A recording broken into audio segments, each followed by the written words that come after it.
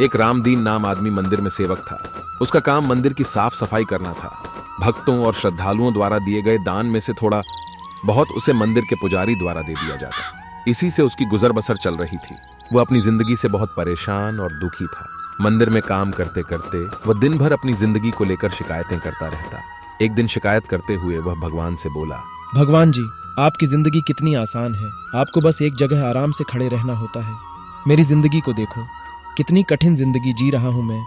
दिन भर कड़ी मेहनत करता हूँ, तब कहीं दो जान की रोटी नसीब हो पाती है। काश मेरी जिंदगी भी आपकी तरह होती। उसकी बात सुनकर भगवान प्रकट हुए और बोले, तुम जैसा सोच रहे हो वैसा नहीं है। मेरी जगह रहना बिल्कुल आसान नहीं है। मुझे बहुत सारी चीजें देखनी पड़ती है। ये हर किसी के बस की बात नहीं है। भगवान जी, कैसी बात कर रहे हैं आप? आपका काम आसान ही तो है। आपकी तरह तो मैं भी दिन भर खड़े रह सकता हूँ। इसमें कौन सी बड़ी बात है? तुम नहीं कर पाओगे। इस काम में बहुत धैर्य की आवश्यकता पड़ती है। मैं जरूर कर पाऊंगा। आप मुझे एक दिन अपनी जिंदगी जीने दीजिए। आप जैसा बताएंगे मैं वैसा ही करूंगा। उसकी जिद के आगे भगवान मान गए और बोले, ठीक है, आज पूरा दिन तुम मेरी जिंदगी जियो। मैं तुम्हारी जिंदगी जीता हूँ, लेकिन मेरी जिंदगी जीने के लिए तुम्हें कुछ शर्तें माननी होगी। मैं हर शर्त मानने को तैयार हूँ भगवान जी। ठीक है, तो ध्यान से सुनो। मंदिर में दिन भर बहुत से लोग आएंगे और तुमसे बहुत कुछ कहेंगे। कुछ तुम्हें अच्छा बोलेंगे तो कुछ बुरा। तुम्हें हर किसी की बात चुपचाप एक जगह मूर्ति की तरह खड़े रहकर धैर्य के साथ सुननी है। रामदीन मान गया। भगवान और उसने अपनी जिंदगी एक दिन के लिए आपस में बदल ली। सेवक भगवान की जगह मूर्ति बनकर खड़ा हो गया। भगवान मंदिर की साफ सफाई का काम निपटाकर वहां से चले गए। कुछ समय बीतने के बाद मंदिर में एक धनी व्यापारी आया और बोला, भगवान जी, मैं एक नई फैक्ट्री डाल रहा हूँ। मुझे आशीर्वाद दीजिए कि यह फैक्ट्री अच्छी तरह चले और मैं इससे अच्छा मुनाफा कमाऊं। प्रार्थना करने के बाद वह प्रणाम करने के लिए नीचे झुका तो उसका बटुआ गिर गया। जब वह वहां से जाने लगा तो भगवान की जगह खड़े रामदीन का मन हुआ कि उसे बता दें कि उसका बटुआ गिर गया है, लेकिन शर्त अनुसार उसे चुप रहना था। इसलिए वह कुछ नहीं बोला और खामोश खड़ा रहा।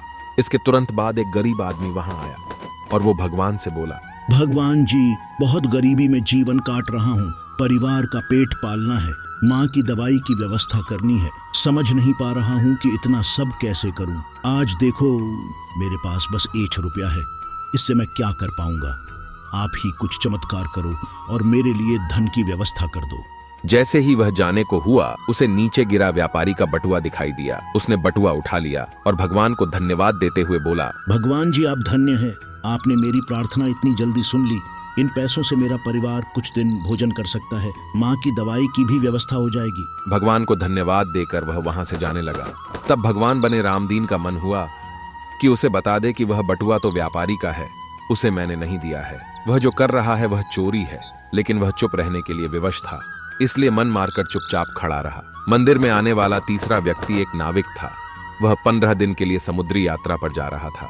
भगवान से उसने प्रार्थना की कि उसकी यात्रा सुरक्षित रहे और वह सकुशल वापस आ सके। वह प्रार्थना कर ही रहा था कि धनी व्यापारी वहां आ गया। वह अपने साथ पुलिस भी लेकर आया था। मेरे बाद ये मंदिर में आया है, जरूर इसने ही मेरा बटुआ चुराया होगा। आप इसे गिरफ्तार कर लीजिए। पुलिस नाविक को पकड़कर ले जाने लगी। रामदीन से यह अन्याय सहन नहीं हुआ। शर्त अनुसार उसे चुप रहना था, लेकिन उसे लगा कि बहुत गलत हो चुका है। उसने अपनी चुप्पी तोड़ते हुए कहा, आप गलत व्यक्ति को पकड़कर ले जा रहे हैं। ये बटुआ इस नाविक ने नहीं, बल्कि इसके पहले आए गरीब व्यक्ति ने चुराया है। मैं भगवान हूँ और मैंने सब देखा है। पुलिस भगवान की बात कैसे नहीं मानती। उनकी बात मानकर उन्होंने नाविक को छोड़ दिया और उस गरीब आदमी को पकड़ लिया जिसने बटुआ लिया था। शाम को जब भगवान वापस आए तो रामदीन ने पूरे दिन की बात सुनाते हुए उन्हें गर्व के साथ बताया, आज मैंने एक व्यक्ति के साथ अन्याय होने से रोका है। देखिए, आपकी जिंदगी जीकर आज मैंने कितना अच्छा काम किया है। ये तुमने क्या किया? मैंने तुमसे कहा था कि चुपचाप मूर्ति बनकर खड़े रहना, लेकिन वैसा न कर। तुमने मेरी पूरी योजना पर पानी फेर दिया। उस धनी व्यापारी ने बुरे कर्मों द्वारा इतना धन कमाया है। यदि उसमें से कुछ पैसे गरीब आदमी को मिल जाते तो उसका भला हो जाता और व्यापारी के पाप भी कुछ कम हो जाते। जिस नाविक को तुमने समुद्री यात्रा पर भेज दिया है, अब वह जीवित वापस नहीं आ पाएगा। समुद्र में बहुत बड़ा तूफान आने वाला है। यदि वह कुछ दिन जेल में रहता तो कम से कम बच जाता। रामदीन को यह सुनकर एहसास हुआ कि वह तो बस वही देख पा रहा था जो आंखों के सामने हो रहा था। उन सब के पीछे की वास्तविकता को वह देख ही नहीं पा रहा था, जबकि भगवान जीवन के हर पहलू पर विचार, अपनी योजना बनाते हैं और लोगों के जीवन को चलाते हैं। खड़क सेठ, मैं तुम्हारे साथ शर्त लगाने के लिए तैयार हूँ। कल सुबह तेरी मुर्गी को 50 मुर्गियाँ देने होंगे, नहीं तो तू मुझे 2 लाख देगी। ये धोखा है, ऐसा नहीं हो सकता। धोखेबाज तुम हो खड़क सेठ। भोले भाले लोगों से शर्त लगाते हो और उनकी जमीन हड़प लेते हो। लेकिन मैं इतनी आसानी से तुम्हें नहीं छोड़ूंगा।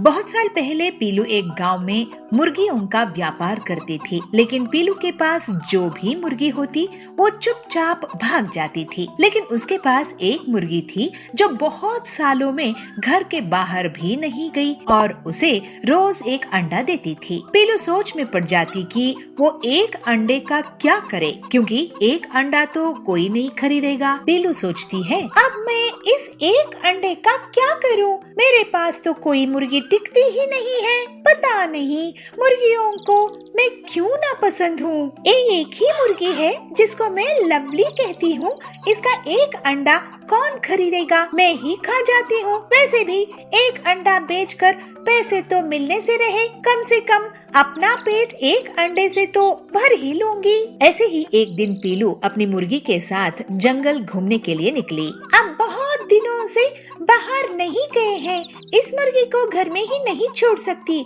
क्या पता ये भी भाग जाए। तभी उसे एक बूढ़ी पक्षी बबली एक पेड़ के नीचे बेहोश मिलती है। अरे बूढ़ी आंटी, उठो उठो, क्या हुआ तुम्हें? कौन है? मुझे भूख लगी है, भूख लगी है मुझे। अरे आंटी जी, मेरे पास तो आपको खिलाने के लिए पैसे नहीं हैं। तभी लवली मुर्गी एक अंडा दे देती है। पीलू तुरंत ही उसे बबली को दे देती है। बबली उस अंडे को खा लेती है। बेटी, तुमने अपनी मुर्गी का अंडा खिलाकर मेरी भूख मिटाई है। तुम अब से गरीब नहीं रहोगी। ये मुर्गी तुम्हें एक सोने की अंडा देगी। उस अंडे को तुम पंखे में रख देना और घुमाना। जब अंडा घूम रहा होगा तब तुम उससे जो मांगोगी वो मिल जाएगा। फिर वो बूढ़ी बबली वहाँ से चली जाती है। पीलू घर आती है और फिर अगले दिन लवली मुर्गी सोने का अंडा देती है। पीलू उस अंडे को पंखे में रख देती है। सोने के अंडे, मुझे ढेर सारे पैसे दो। अरे ये क्या, इससे तो कोई पैसा नहीं आया। आंटी जी तो कह रही थी चलो सोने के अंडे, मुझे पैसे कमाने का रास्ता बताओ। उसी गांव में खड़क सेठ था। वो लोगों से शर्त लगाकर पैसे कमाता था। पीलू उसके पास जाती है। खड़क सेठ, मैं तुम्हारे साथ शर्त लगाने के लिए तैयार हूँ। तू मुझसे क्या शर्त लगाएगी पीलू? तू पिद्दी चिड़िया है, तेरे पास एक मुर्गी ही तो है, ले देकर चल। मैं तेरे साथ भी शर्त लगा लेता हूँ। कल सुबह तेरी मुर्गी को 50 मुर्गियाँ देने होंगे, नहीं तो तू मुझे 2 लाख देगी। ठीक है, लेकिन अगर मैं जीती तो तुम मुझे 5 लाख रुपए दोगे खड़क सेठ। जा जा, एक मुर्गी से 50 मुर्गियाँ निकाल के दे मुझे। फिर पीलू शर्त लगाकर चली जाती है और सोने के अंडे को पंखे में रखकर उसे 50 मुर्गियाँ मांगती है। सोने का अंडा उसे 50 मुर्गियाँ दे देता है। अगले दिन खड़क सेठ ये देखता है तो उसका सिर चकरा जाता है। ये धोखा है, ऐसा नहीं हो सकता। धोखेबाज तुम हो खड़क सेठ। भोले भाले लोगों से शर्त लगाते हो और उनकी जमीन हड़प लेते हो। अरे तुम शर्त जीती, मैं हार गया। ये लो 5 लाख रुपए। लेकिन मैं इतनी आसानी से तुम्हें नहीं छोड़ूंगा। चलो मैं एक और शर्त लगाता हूँ। कल सुबह 500 ऑमलेट चाहिए मुझे, नहीं तो तुम मुझे 10 लाख दोगी या मैं तुम्हें 10 लाख दूंगा। मंजूर, लेकिन कल वो सारी चिड़िया रहेंगी जिनकी जमीन तुमने ले रखी है। अगर तुम कल हारे तो तुम उन सब की जमीन के कागजात वापस कर दोगे। जाओ जाओ, पहले 500 ऑमलेट लेकर आओ। फिर पीलू अगले दिन सोने के अंडे से 500 ऑमलेट की इच्छा रखती है। और उसमें से 500 ऑमलेट निकल आते हैं। अगले दिन पीलू सभी अन्य पक्षियों के साथ अपने घोंसले में खड़क का इंतजार कर रही थी। क्यों पीलू, शर्त हारने के लिए तैयार हो ना? 10 लाख है कि नहीं तुम्हारे पास? अगर हार गई तो ये सारी चिड़िया तुम्हें पीटेंगी, क्योंकि तुम्हारे कारण इनकी जमीन हमेशा के लिए मेरी हो जाएगी। लेकिन ऐसी शर्त तो मैंने नहीं रखी। तुम वाकई बहुत बड़े धोखेबाज हो। लेकिन मुझे फिक्र नहीं, तुम शर्त हारने वाले हो।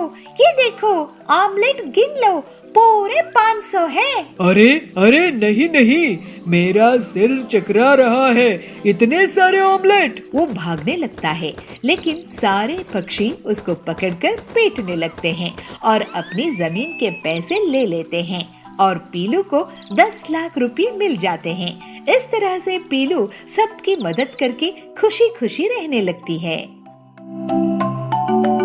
अरे पिंकी, तेरी गाड़ी तो बहुत सुंदर बनी है। एक गांव में पिंकी नाम की लड़की अपनी माँ बाप के साथ रहती थी। पिंकी बहुत सयानी थी। जो कुछ देखती थी उसको अपने पेंसिल से अपनी किताबों में चित्र बनाती थी। पिंकी की इस आदत को माँ बाप की प्रोत्साहन भी था। पिंकी कक्षा दूसरी में पढ़ती थी। एक दिन उसने अपनी किताब में रेलगाड़ी देखी। रेलगाड़ी तो बहुत लंबी होती है, उसको कहाँ पर चित्र बनाए, ये पिंकी की समस्या थी। पिंकी घर आई। माँ, मुझे रेलगाड़ी की चित्र बनाना है, मैं कहाँ बनाऊँ? अरे पिंकी, वो क्या बड़ी बात है, अपनी किताब में बनाओ। अरे माँ, आप तो इतना भी नहीं समझती हो, किताब तो छोटी पड़ेगी। अरे मुझे तंग मत करो, अपने पिताजी से जाके पूछो, मैं खाना पका रही हूँ ना। पिताजी, मैं रेलगाड़ी की चित्र बनाना चाहती हूँ, कहाँ बनाऊँ? पिंकी के पिता ऑफिस की हिसाब किताब कर रहे थे तो चिढ़ के बोलते हैं, अरे पिंकी बेटा, मुझे तंग मत करो, जाओ ना, अपनी स्कूल की कोई भी किताब में बना ले। अरे पापा, आपको इतना भी नहीं पता, किताब में रेलगाड़ी की चित्र नहीं बना सकते क्योंकि वो तो बहुत लंबी होती है। तो तभी वहाँ पे पिंकी की दादी बैठी थी। तो दादी को पिंकी की बात सुन के बहुत हंसी आती है और पिंकी को बुला के बोलती है, अरे पिंकी बेटा, इतनी क्यों चिंता कर रही है? ये भी कोई समस्या है? जाओ ना, स्कूल की दीवार पे बना दो। दादी की बात पिंकी को बहुत अच्छा लगता है और सोचती है दीवार तो इतनी लंबी, इतनी चौड़ी होती है तो रेलगाड़ी तो समा ही जाएगी। तब पिंकी खा के अपना होमवर्क करके सो जाती है और सुबह पिताजी से कहती है, पिताजी, आज ना मुझे कलर चॉकपीस की एक पूरी डब्बा चाहिए। पिताजी हंसते हुए बोलते हैं, अरे पिंकी बेटा, क्यों, तुम्हें आज स्कूल में बांटना है क्या? अरे पिताजी नहीं, मुझे रेलगाड़ी की चित्र बनानी है स्कूल की दीवार पर। दिला तो दूंगा, लेकिन घर तक कंप्लेंट नहीं आनी चाहिए, ठीक है? अरे चित्र बनाने से कोई कंप्लेंट करेंगे? बिल्कुल नहीं आएगी, आप चिंता मत करो। तो पिंकी के पापा उसको कलर पेंसिल की डब्बा दिला देते हैं। पिंकी कूदते नाचते स्कूल पहुंच जाती है। पिंकी अपनी रेलगाड़ी की पहली यात्रा याद करती है जो अपने पापा मम्मी के साथ उसने किया था। पिंकी चौक उठाई और फिर क्या था, दीवार पर रेलगाड़ी का इंजन बना दिया। अरे इंजन तो बहुत सुंदर बना है, इसको अब डिब्बे जोड़ते हैं। तो फिर दूसरी कलर चौक लेके उसमें पहला डब्बा जोड़ दिया, दूसरा डब्बा जोड़ दिया। ऐसे जुड़ते जुड़ते गए, सारे डिब्बे जुड़ गए। जब अपनी चौक पेंसिल खत्म हुई तो पिंकी उठ के देखती है स्कूल की आधी दीवार पर तो रेलगाड़ी बन चुकी थी और पिंकी की क्लास के सारे बच्चे तालियां बजा के पिंकी की कला को सराह रहे थे। अरे पिंकी, तेरी गाड़ी तो बहुत सुंदर बनी है। पिंकी, तुम्हारे रेल में मुझे भी जगह मिलेगी? अरे क्यों नहीं, हम सारे मिलके इस रेलगाड़ी में जाएंगे। फिर क्या हुआ, रेलगाड़ी दिल्ली गई, मुंबई गई, अमेरिका गई, नानी के घर गई और दादाजी के घर भी गई। बच्चों की ख्यालातों में रेल की गाड़ी ऐसे ही लंबे सैर करती रही। तभी क्लास टीचर क्लासरूम में आते हैं और सभी बच्चों की मुस्कुराहट देखते हुए कहते हैं, अरे बच्चों, इतने खुश हो, क्या बात है? तो दौड़ के पिंकी सामने आती है और अपनी बनाई हुई रेलगाड़ी दिखाती है। तब टीचर अपने मन में ये सोचते हैं, बच्चों के मनोबल को बढ़ाई, कल के भविष्य का निर्माण आज से ही होने दे। यह सोच के टीचर ने पिंकी को बिना डांटे बहुत शाबाशी देते हैं और कहते हैं, पिंकी, आपकी ड्राइंग तो बहुत सुंदर है, लेकिन आप दीवार पे प्रैक्टिस करने के बजाय अगर आपके घर में जाके कोई भी कॉपी में प्रैक्टिस कर लेते तो और भी सुंदर निकल आता। सर, मुझे ना ये लगा कि ट्रेन पुस्तक में काफी नहीं होगा। कोई बात नहीं, मैं आपको सिखा दूंगा। इस बात से पिंकी बहुत खुश होती है और टीचर पिंकी की कॉपी में एक अच्छे से सुंदर से रेलगाड़ी बना देते हैं। अभनपुर गांव के जंगल में संतोषी माँ की भक्त पीलू चिड़िया अपना एक छोटा सा नाश्ते की दुकान चलाती थी। उसकी पति बंटी कबूतर एक मजदूरी का काम करता था। बहुत मेहनत के बाद भी उनकी कमाई नहीं होती थी, लेकिन पीलू संतोषी माँ की भक्ति में कमी नहीं करती थी। एक दिन बंटी जब अपने काम पर गया तो ठेकेदार ने सबको काम से निकाल दिया। मुझे अब नया ठेका नहीं मिल रहा है, इस वजह से मैं अब तुम लोगों को काम नहीं दे पाऊंगा। अब तुम लोग कहीं और काम देख लो। बंटी वहाँ से काम देखने लगता है, लेकिन उसको कोई भी काम नहीं देता है और ऐसे ही 6 महीने बीत जाते हैं। ऐसे ही एक दिन बंटी दुखी होकर अपने घर आता है। ये तो बहुत मुसीबत आ गई है कि आखिर आए दिन मकान मालिक किराया मांगने आता है, किराना वाला पैसे मांगने आता है। मेरे नाश्ते का काम भी अच्छा नहीं चल रहा है। बहुत बड़ी मुसीबत आ गई है। संतोषी माँ के लिए मुझे खीर पूरी और लाल साड़ी का भोग लगाना था, लेकिन पता नहीं कब मैं ऐसा कर पाऊंगी। हे संतोषी माँ, आप ही दया करो। पीलू संतोषी माँ का व्रत रखती है और उनसे कहती है, हे संतोषी माँ, मैं आपसे बस आपकी सेवा के लिए इतना मांग रही हूँ कि मैं आपको हलवा पूरी का भोग लगा सकूं और लाल साड़ी भेंट कर सकूं। मुझे पता है कि आप सब जानती है कि आपकी ये बेटी किस मुसीबत में है। उस रात पीलू को संतोषी माँ उसको नींद में दर्शन देती है। बेटी, तुमने बहुत कष्ट सही है, लेकिन मेरी भक्ति नहीं छोड़ी।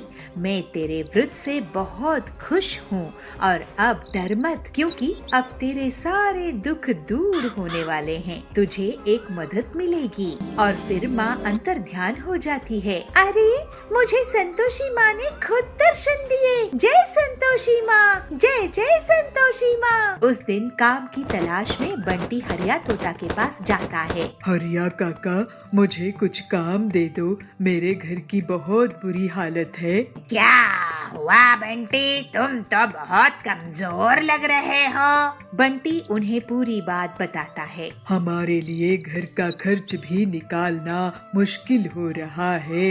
लेकिन बंटी, मैं तुम्हें क्या काम दे सकता हूँ? कोई भी काम दे दो काका, आजकल तो मशीन का जमाना है, हाथ से तो कोई काम ही नहीं होता है। पीलू बेटी को क्या क्या आता है ये बताओ मुझे। अचार पापड़ बना सकती है क्या? हाँ, पापड़ बना लेती है, लेकिन क्यों? मैं ऐसा कर सकता हूँ कि मैं पीलू बेटी के लिए पापड़ बनाने की ऑटोमेटिक मशीन बना कर दे सकता हूँ। इससे तुम्हारी परमानेंट आमदनी शुरू हो जाएगी। अगर आप ऐसा कर देंगे हरिया काका तो कमाल हो जाएगा। आपने तो हमारी मुसीबत ही हल कर दी। पीलू जरूर ये सुनकर खुश हो जाएगी। बंटी पीलू को एक खबर देता है। मुझे संतोषी माँ ने दर्शन देकर आशीर्वाद दी थी। उनका आशीर्वाद खाली नहीं गया। फिर थोड़े दिनों में हरिया ऑटोमेटिक पापड़ बनाने की मशीन तैयार कर देता है। पीलू संतोषी माता की आशीर्वाद लेती है और काम शुरू कर देती है और अपनी पापड़ की दुकान चला देती है। उसकी दुकान में सुंदरी सेठानी आती है। पीलू, तुम्हारी ये नायाब पापड़ मशीन तो मैंने कभी नहीं देखी। सब संतोषी माता की दया है सुंदरी जी, मेरे पास अलग अलग तरह के पापड़ है। ठीक है, मुझे 2 किलो मिक्स पापड़ पैक कर दो। और एक के बाद एक ग्राहक पीलू की दुकान में मशीन के पापड़ खरीदने के लिए आने लगते हैं। अब पीलू बहन, तुम्हारे पापड़ तो लाजवाब है, मेरी सहेली को भी बहुत पसंद आए। ऐसा करो 5 किलो पापड़ दे दो। जय संतोषी माँ। बबली बहन आप बहुत अच्छी है, ये लीजिए। और जल्दी ही पीलू को फायदा होना शुरू हो जाता है। बंटी भी उसका साथ देता था और बड़े बड़े ऑर्डर्स लेकर आता था। इस तरह से संतोषी माँ के आशीर्वाद से उनका जीवन सरल हो जाता है। संतोषी माँ, आज मैं आपके लिए हलवा पूड़ी और लाल साड़ी लाई हूँ और मैं गरीब महिलाओं को भी प्रसाद और साड़ी दूंगी। जय संतोषी माँ, जय जय संतोषी माँ। जय संतोषी माँ।